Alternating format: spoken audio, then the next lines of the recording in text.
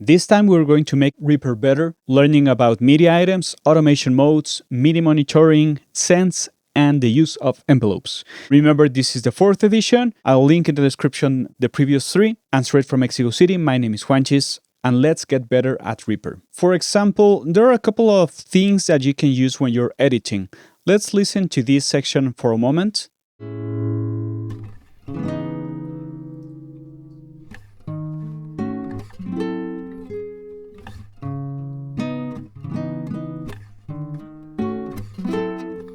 And you got that file for mixing, right? But I heard this part where the tuning is a bit off on the guitar, right? I'm going to use the action stop play. I'm going to use this action stop playback at end of loop if repeat is disabled. That way I can only listen to this part without having to hit play and pause. Oh, that's going weird, right? I'm going to cut with zero crossing as I showed you before, using split at previous zero crossing on both of them. I'm not worried about the timing for this. I'm just going to show you how to replace this one with a bit more of a creative way of doing it. So I have to look for another hit within my clip that's the same chord as this one, right? It's this one. I'll copy this one. I'll grab the 3 of them and I'll use the heal action. Heal splits in items, hitting H. That's on default on every Reaper.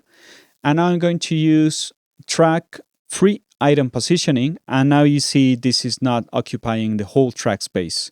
So I can just paste it down here and I can go and zoom in and replace it just where it is, checking the start of my clip. By holding Option or Alt, you can just drag it in. This one, I can mute it.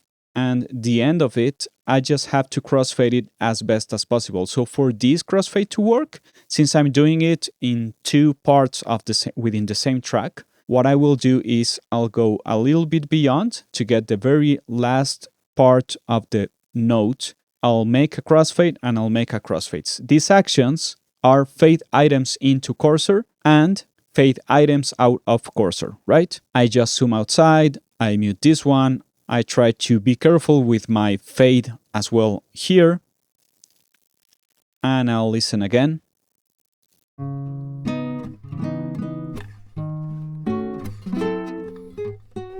If you want to be nitpicky, you can really clean up these finger noises and you can go as deep as you want. But you can do some inline editing or in-track editing using different parts of the track. You can resize the size of the media items if by any chance you are needing to try 3 options or more, or you can just drag it to have a bigger section so it occupies all of it and only have these ones like that. In this case, what I would do is I would just delete the past one and I would lock the new edit in place using this icon right here or the action lock media item. This works really well on drums as well. Probably when you're editing drums, you're doing some multi-channel, multi-track editing.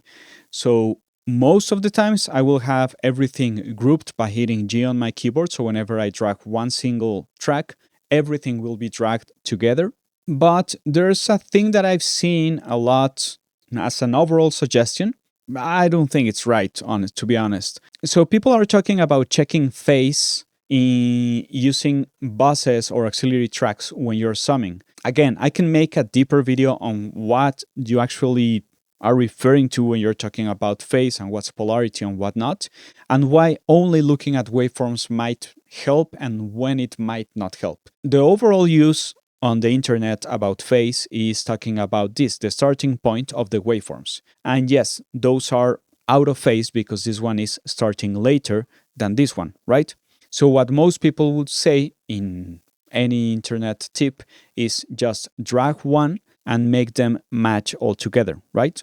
Is drag the bottom one, use your cursor and drag it until you're hitting the same starting point. The other thing that you might want to look into account is if the cycle that's starting is going downwards or upwards. But one thing that's maybe not so clear is that you have to look at the lower frequencies. And these high frequencies that we are being shown right here, because they are that speedy movement on the waveform, are not so affected by any phase distortion. So what you have to do is have a bigger look outside and more or less watch how it outlines the waveform, because what's carrying all of those higher frequencies are lower frequencies, right? Here I'm using a peak display setting using spectral peaks because that gives me a lot of information. That's why I know why this starting point has a lot of low mids around 150, and why the most present part right here is around 700. That's the tone of the snare. And then I have the low end carrying on. And probably there's here a hit by the hi-hat or something like that. And just for this example, I want to use all of a really high contrast with a black background so we can really match colors, right, between tracks. Whenever I see a kick hit, I will see that it has a lot of low end. It's between 40 to 90 hertz, right? And the sample is even subsonic. It's even around 35 in the biggest part, with a little bit of this 120, 150 hertz, right?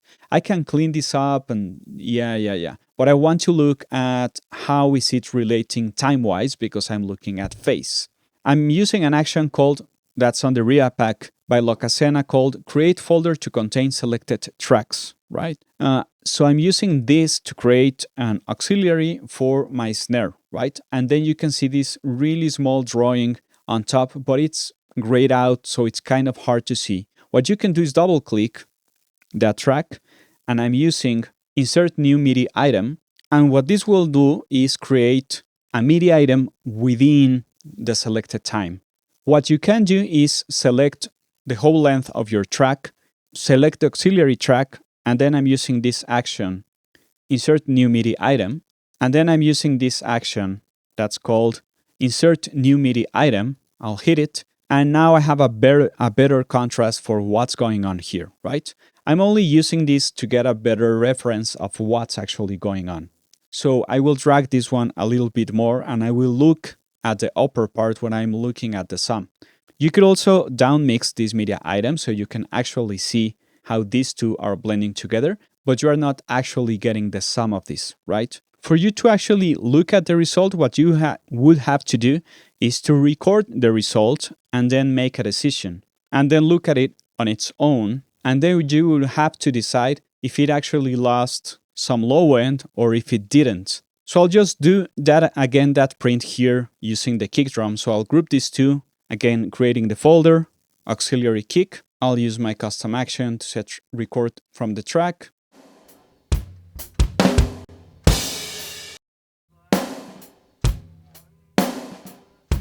And now I can again more or less compare. As you can see, I lost some amplitude right here. So there's probably something working against each other right here, as you can see. It's even lasting a lot less, and this is the kick. So I'm missing a lot of length on my kick drum itself. So let me drag it and fix it. And now you can see I recovered a little bit more of my low end. And if I zoom into the waveform, I can even see a little bit more length and a little bit more sustain, right? So yes, you can use auxiliary tracks to more or less check what's going on. But unless you have some sort of actual contrast, it might be hard to just guess what's going to be the result. And remember that just because they are starting in the same place, that doesn't necessarily mean that every frequency is in phase. I can also make a much longer video about that. So leave me a comment if you want me to do that. Now let's talk about some automation modes. Up here, you can have some global automation modes, right? If you go to the bottom of your tracks, you can see that they are set to read, to touch, and I can make a whole video on how to use and when to use these automation modes. And you can change them globally, and you can see that the colors of all of the parameters in your session available will change color. And whenever you're playing something and you start moving anything, as long as it's on playback, things will start moving around, right? and new lanes and new envelopes will start showing up. Here for me is a big contrast of thinking globally and thinking locally or in a micro level. For me, it doesn't make much sense to set up a global automation mode because there are some plugins that will throw automation and will run you through a lot of undos that won't make sense in the end, to be honest. You can also use just an action that's called remove all envelopes for selected tracks, so you can clear everything up. Let me cycle back to read mode, and let me load a plugin to show you what do I mean by that. So even if I'm not doing anything, whenever I hit play, I run the risk of getting this output from the plugin feeding these envelope lanes. And this can get really chaotic so fast. So I'm going to remove all envelopes for selected tracks. And what I will do is I'll have everything on read mode, and I can cycle per track using cycle through track automation modes. You can set this up to only go through maybe, I don't know, read, blatch, and back, or maybe 2 or 3, whatever you are actually using. But I don't mind going all the way. So sometimes I just need to do something like this. And now I have this small automation lane. I don't like to mess up a lot with the fader because I like having my faders free for handling levels and such. So I will always use a second action that's called swap volume envelope and trim envelope. And now I have my fader free and I can go back into read mode. And see, now my fader is completely free. So on the second track, I have my fader automation, and here I have a trim automation. This is also post fader. So on the white track, I can use the fader, and on my mustard track, I cannot, because it's always going back, see? And I cannot make adjustments on the go, because it's fixed. So let's suppose for a second that you like this and you want to edit this, but you're not used to work with automation items. So you can just right click it and delete the automation item and preserve points, or you can just drag it and make it bigger, but it's going to loop itself. That's how they behave. You can also drag it by holding Option or Alt on your keyboard, or you can take advantage of your razor edits and you can handle it and make it twist in some crazy ways from the edges. And you can drag it, or you can just copy and paste it elsewhere within your session. So let's suppose for a moment that you want to make some sort of time delay and only use one of these hits for it to go into a delay, right? Remember that you can create faster sends by just dragging and dropping into another track from the send section, either on the track panel or the mixer panel. I also found a nice way to navigate bigger sessions. And usually you would just left click and it will open the sends menu, and then you can go here, or the receives menu and you can go here. But I don't remember what I was trying to do, but I held Command and Shift. In the case of PC, it's Control and Shift. And I left click and this appeared. And this is a really, really nice menu. You can also deactivate the master send. You can go straight into another track. You can make a receive straight from another track. You can add a direct hardware output. And you have all of the routing available right here. And I don't know why I ran into that menu, but I think it's great. And in bigger sessions, it's faster than trying to drag from one track to another, just hitting this menu and sending straight into the track that you're looking for. Let's make a send. And let's suppose that on this marker, I want to make a send. Sometimes I tried running the automation with some sort of MIDI controller that I actually use it. So I can have knobs and I can start throwing things into my effects. I can also make a video on that. Please let me know in the comments if you're interested in something like that. And sometimes I drew it by hand. So I'm using view envelopes for current or last touch track. That way I can see any parameter of any effects within the track. Here I'm just going to use the send volume. Most people like to use mute, like having the send all of the time and only muting the send. But sometimes you don't have that growing into the send, growing into a delay or a reverb. That's something I use a lot. And I always was struggling with making these kind of drawings precise as I wanted to. So let's suppose that I want only this one. So what I would have to do is select time, hold Option and Shift, and then throw this all the way up. But for that, I will have to make all of descent minus infinite, and then go back in here, and then go all the way back up, right? Until I get that extra color orange in the white line right here. So I know I'm hitting 0 in descent. And it was always kind of a struggle. So I ran into this list of actions in the Ria pack. I'll leave them in the description. And as you can see, they pretty much add certain kind of shapes and make it easier to just create some straight lines and some fixed lines whenever you need them, right? So I have all of those actions set up on a certain hotkey on my keyboard I'm using for that, Command, Option, and my numpad numbers. So I can do pretty much 0 to minus infinite to 0, flat 0, or minus infinite with just a couple of strokes. And then I can add, remember, by holding Alt or Option, you can just twist this a little bit and give it some sort of slope if you want to. So this works really well with regions, and it gets along really well when making some sort of automation. So that way, whenever I want only this one to go, I can just go here, select my envelope, hit 0, and then I have this.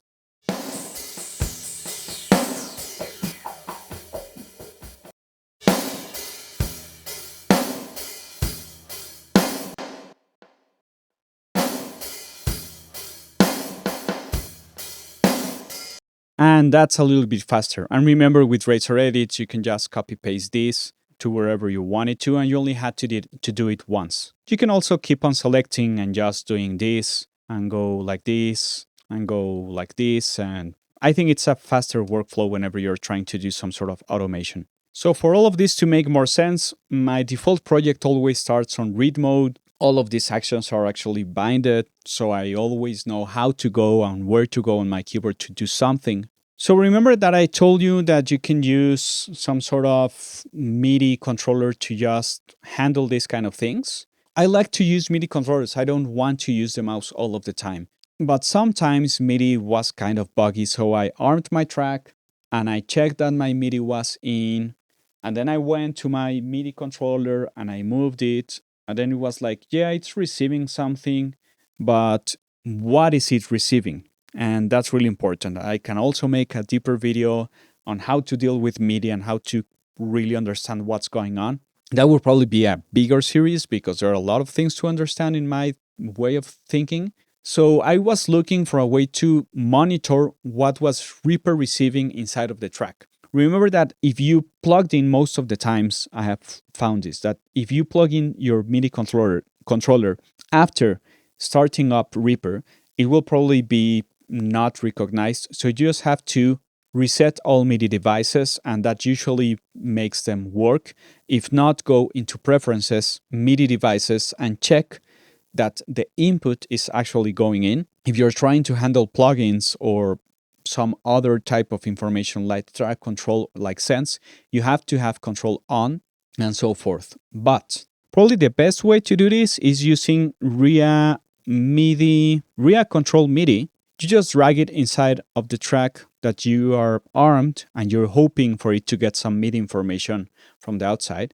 And you will have all of this that you're not going to use. What you want to look at is the history, the log of itself. You can watch any control change, any CC change, notes on, notes off, meta messages, and sizex. Most of the times you just want to know if the note that you're hitting is actually going into Reaper. And as you can see, it's going on and it's telling me it's a certain number through certain channel and a certain velocity. But sometimes when you're using your knobs and your sliders, you want to be sure that this is actually going into Reaper. So you have to look at the control change because those are the kind of values that faders and knobs output. And now I twist one and now I can see they are going inside of it. So these are some of the things that you can do to start getting better at Reaper. As usual, these are some videos that cover a little bit of this, a little bit of that. It's my own way of showing you my own journey learning Reaper through a couple of years now. If you want to learn anything else Reaper related, be sure to visit the Reaper Squad. They're a fantastic crew, and I'm so happy to be part of it. If you like this kind of videos, be sure to comment, like, and subscribe, and do all of those things that people on YouTube say. I'm straight from Mexico City. My name is Juanchis, and thanks for listening.